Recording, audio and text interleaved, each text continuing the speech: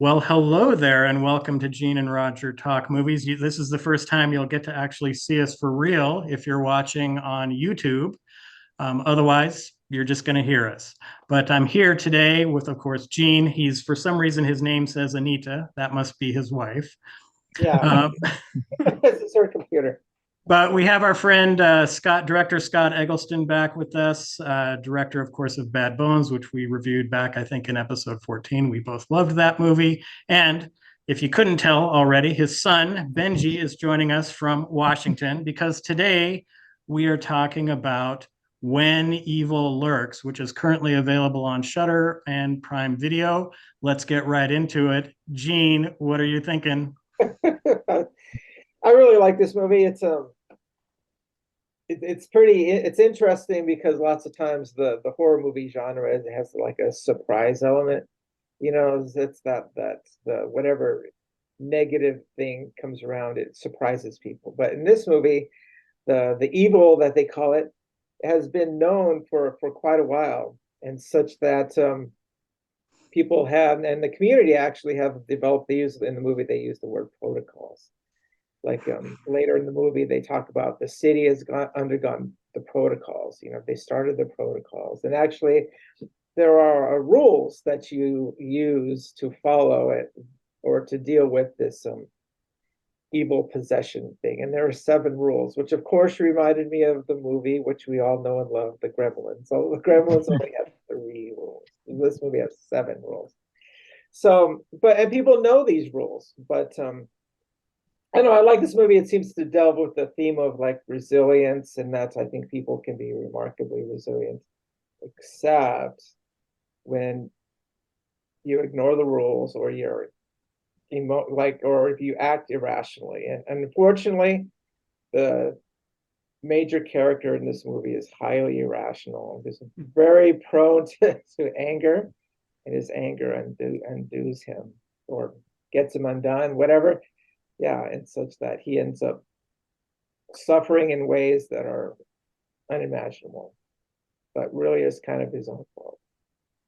So, but I like this movie. I like it. Gene, I am so excited to hear you say that because listeners over the last 2 episodes know I've been hyping this movie up. Scott, I'm going to go to your son, Benji, to get his opinion. What do you think, Benji? I think it was good. It scared me, so that's good. Okay, let's get straight to the director then. Scott, what are you thinking? Well, this movie left me kind of conflicted because there was a lot of originality I felt in this movie and a lot of tension. But there were also some things that I didn't. Well, I guess my biggest complaint about the movie was is it ratchets up the tension so strong in the first half and then it sort of dissipates. Um, and so I was really impressed by the first half and the second half not as much. I did like, when I was watching this, I knew one thing I knew about it that I knew you would like, Roger, or that you did like, was the fact that nothing is sacred in this movie, right? No sacred targets. Yep. Yes. There are lots of victims in this movie that you think, oh, well, they're not gonna, that person's not gonna die because they're a pregnant woman, and right off the bat, they let you know that nothing is safe in this film, which is good in a horror movie, I think, because it keeps you off balance and it makes it less predictable for sure. Um, but like I said, I was conflicted because it kind of lets go of you, in my opinion, after the midpoint, and you kind of relax because it sort of turns into a road movie. Um, so yeah, so I'm sort of in the middle on this one. Oh my gosh. Okay, Scott, you're blacklisted. Um, Absolutely love this movie. This movie hits every horror element I look for, and Scott, you hit it perfectly where no one is safe in this movie. There is no plot armor in this movie at all. You fear for every character going in. There is a scene that just blew my mind, and I'm going to spoil it right now. But the main character, there's the everything's starting to happen. He fears for his ex-wife and his children. He Yeah. goes to their house. They've had some domestic problems in the past, which is why they're divorced. So there's Well, not some, but a lot. we're right. Is And irrational in this yeah, one, in the extreme. absolutely. and there's a little girl and this dog, and Yep. the scene gets set up to where basically the protagonist has actually brought the evil with him because the dog sniffs his clothes because he's got to take all his clothes off because he needs a different set of clothes, and the rot is what they call it, is within these clothes, and it infects this dog, and this dog straight up massacres that child. And right there, I was just, I'm going to say that was a beautiful scene. Of course, we're talking horror, right? It's a horrible, horrible scene, but in the context of a horror movie, that was beautiful because we're not talking like, oh, I don't know, Jurassic Park, where, oh, hey, here's some little kids and they're in peril. And you know that there's no way that director is going to kill those children. And here, out of nowhere, that child gets completely massacred.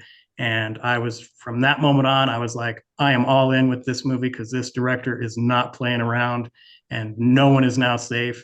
And Scott, to your thing about the rising tension, you're absolutely right. It was crazy tension at the beginning, but I do think they needed to take a little bit of a break before they started ratcheting it up again.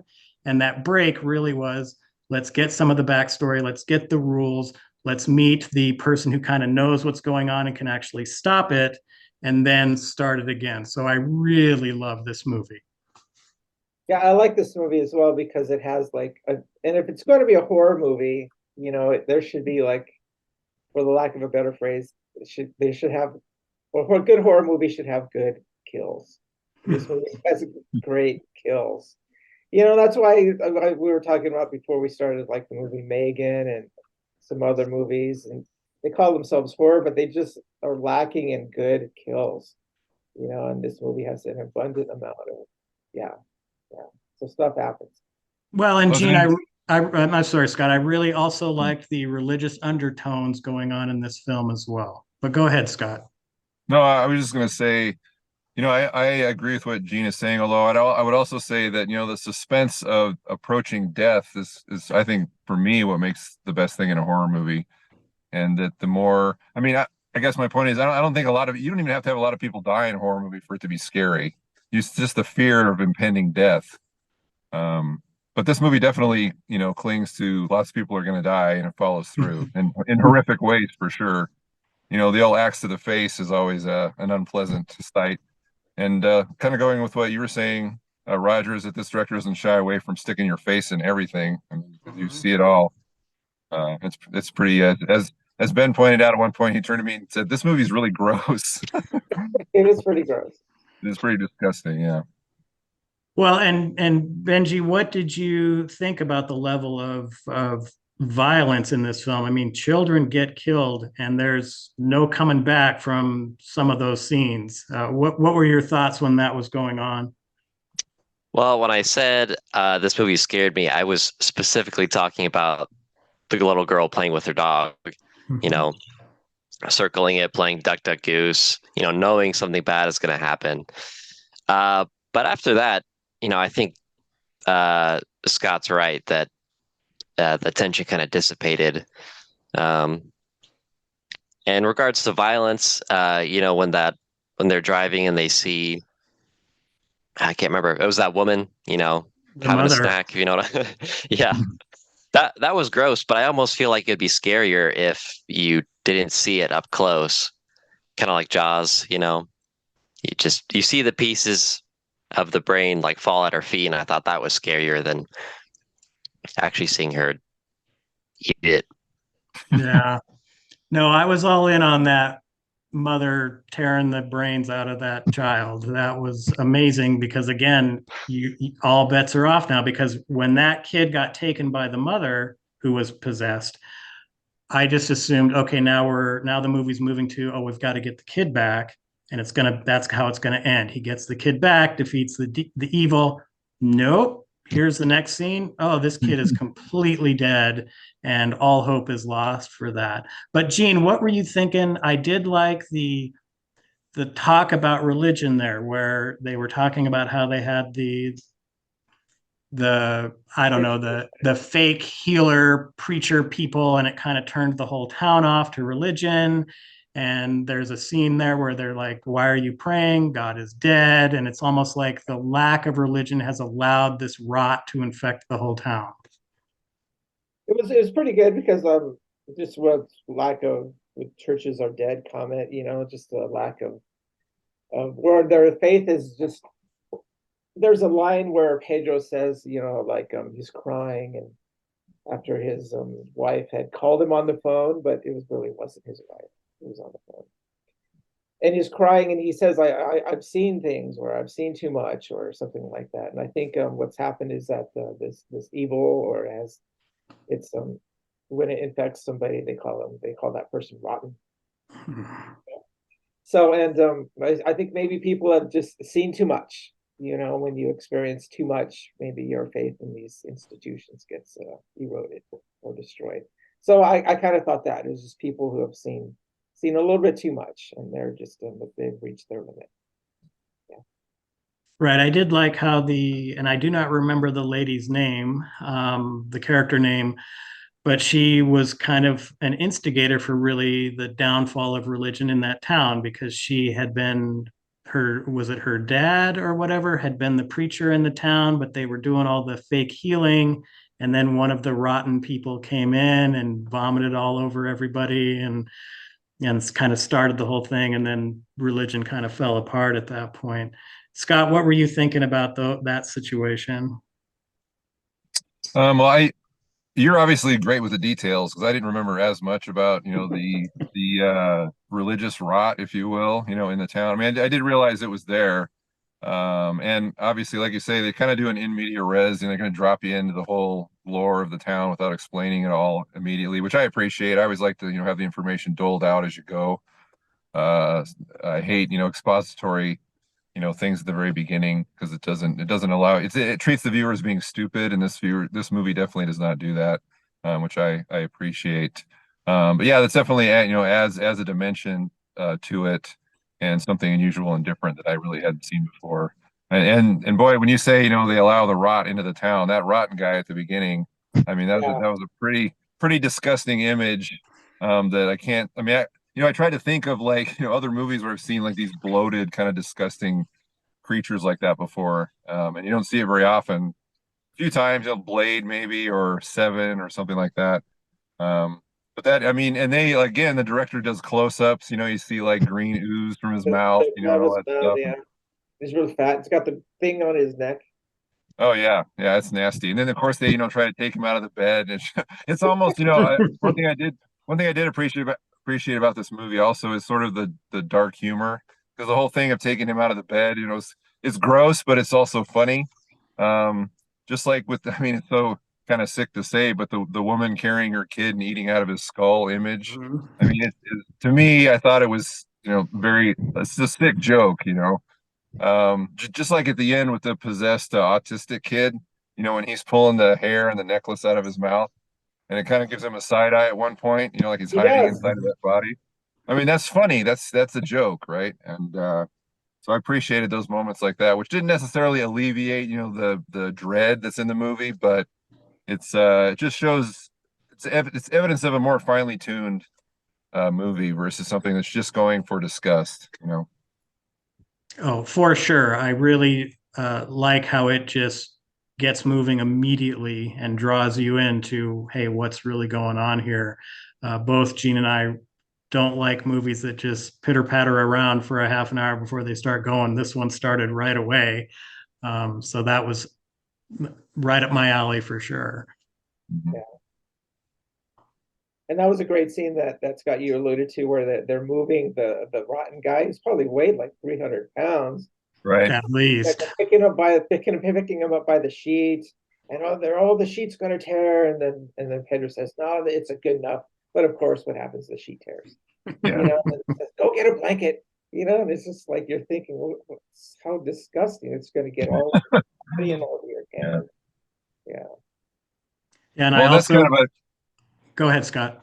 I was just gonna say, that's kind of a trope in movies, not of this ilk, but of thrillers in general, where you have a body you can't get rid of, kind of a thing, or it's difficult to get rid of, which always, creates either comedic situations or just more dread of like, I think of like Blood Simple or movies like that, where maybe the body doesn't die, or you're trying to kill it, which to me is always more realistic than, the person that gets a karate chop to the neck and just passes out. The human body is hard to dispose of. And so that's, in a movie like this, I think, again, it's the level of detail that helps. So. Well, now be careful there, Scott, because I do remember in Bad Bones where somebody just kind of got pushed and they died. Yeah, you're right. You're right. And I regret that.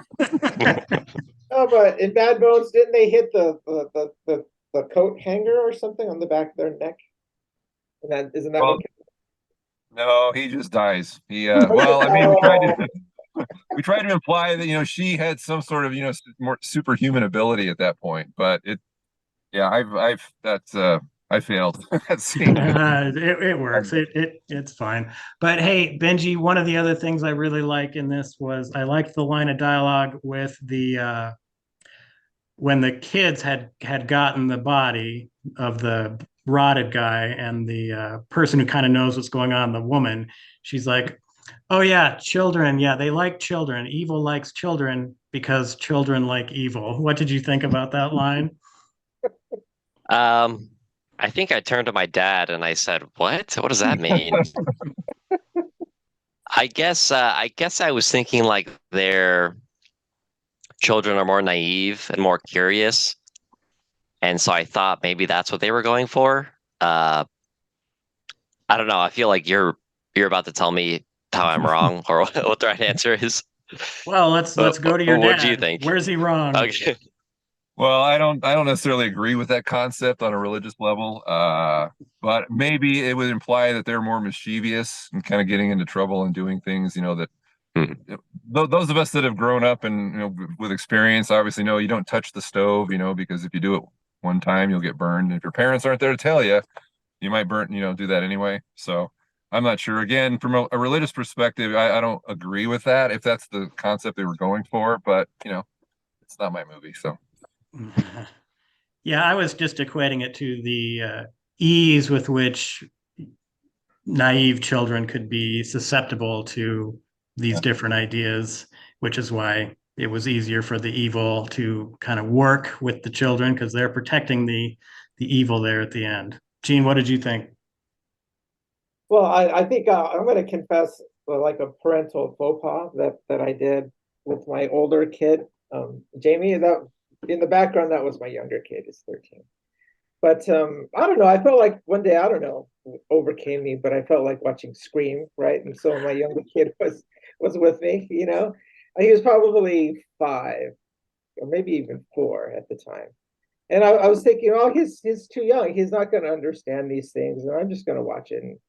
But just at the very beginning, where the scene where the guy invades the house and all that. So my little son Jamie, he got genuinely scared. You could see the expression on his face that he was scared, and Gene, I he's think 5.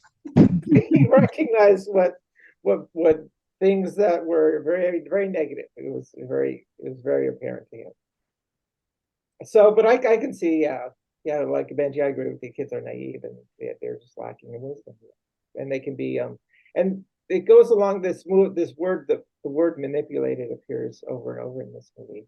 So it's like, and also when the spirit inhabits people, it makes the people, it turns them into liars and they lie. And so if you're not clear headed, you can be manipulated by these lies.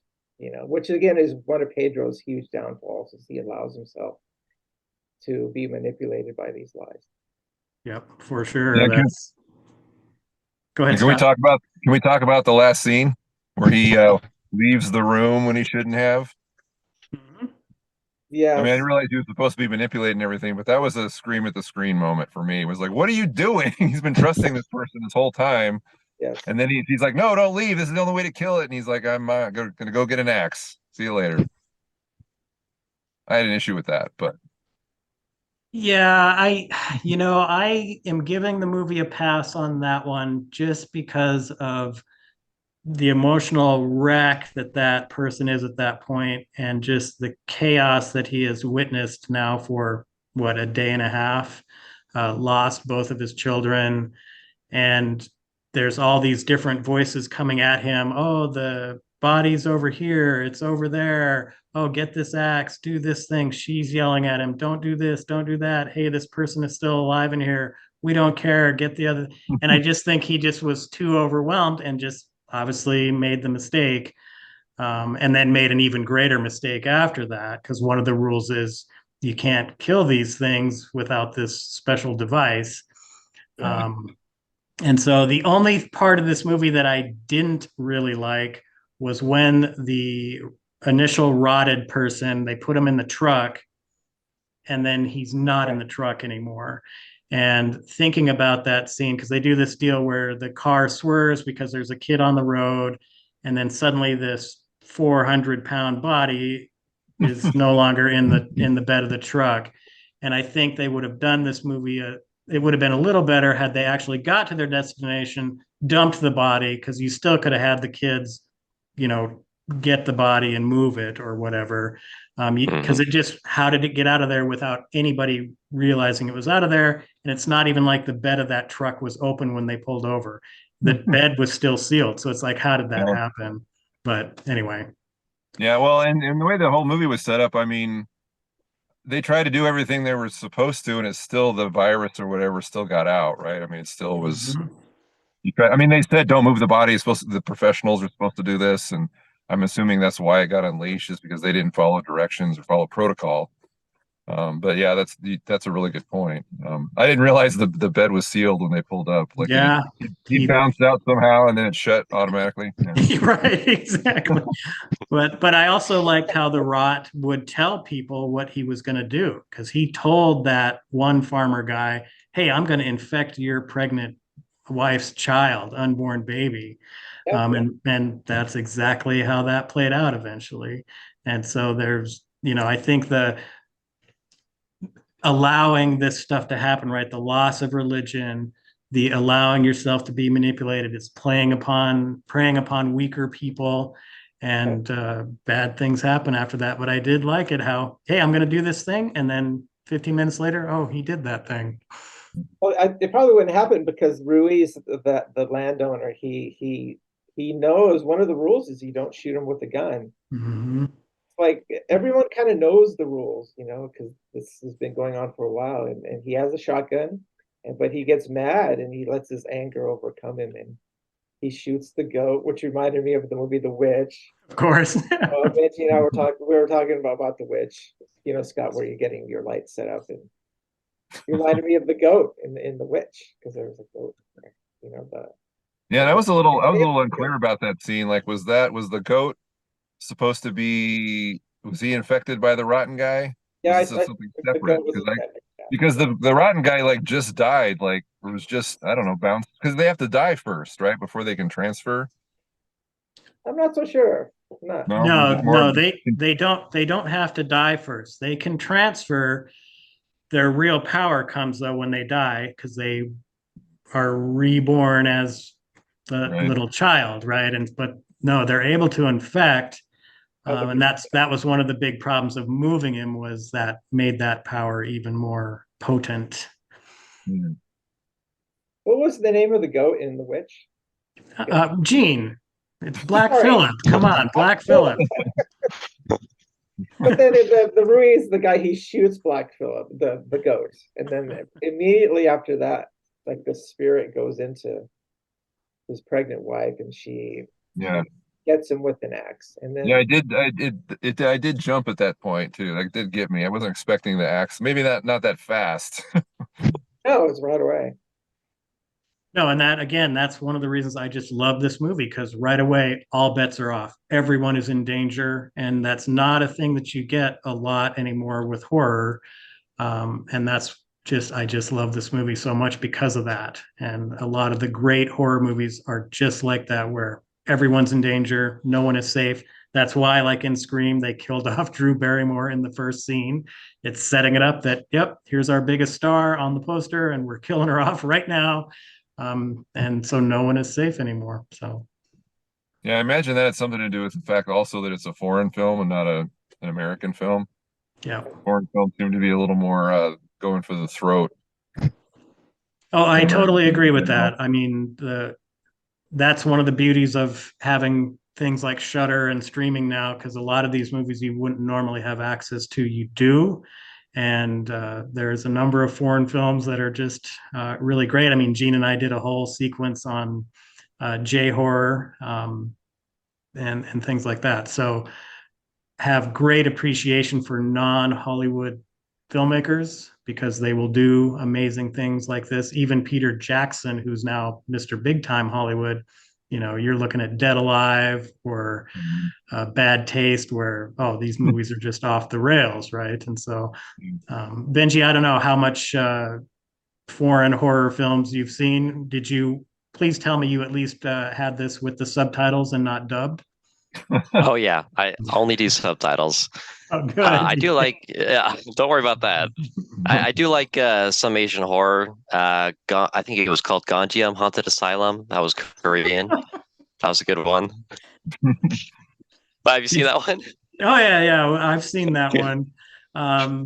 What about Audition? Did you see that?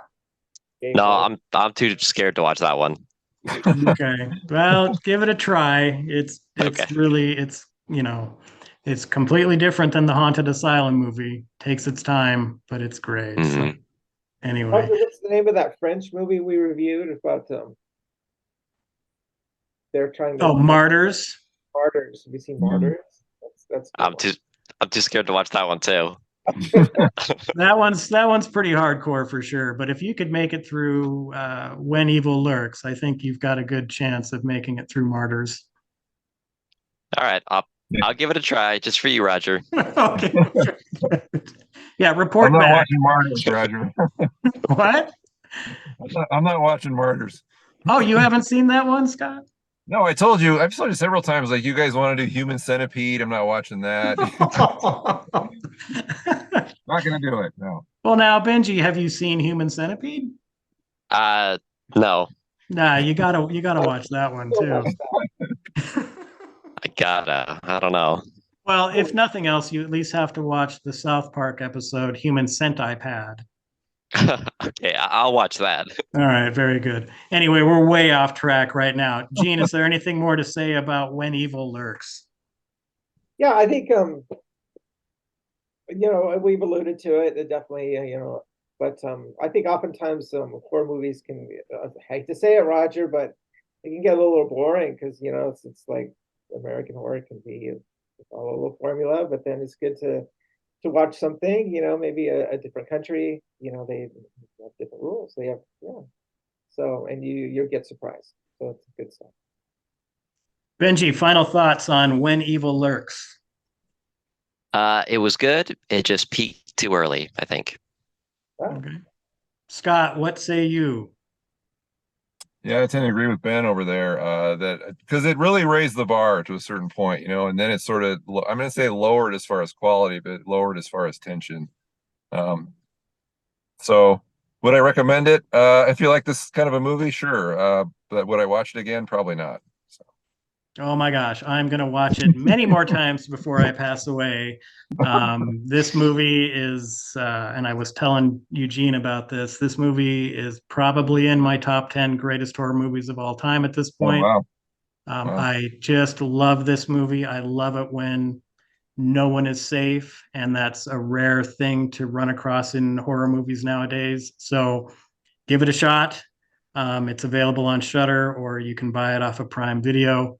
And if you hate it, well, that's on you because it's great.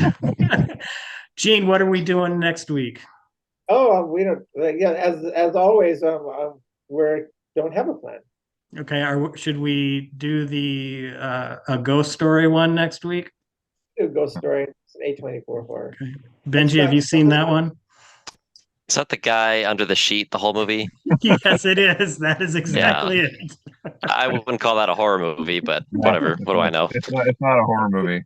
I'll tell you right now, it's not a horror movie. Not a horror. Well, Yeah, it's aptly titled. I will say that.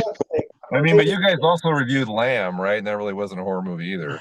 Well, if you've ever seen Lamb, oh my God, that is horrifying because Okay, why right. in God's name did I sit through this thing? But um, So yeah, slow. so I don't know, Gene, what do you think?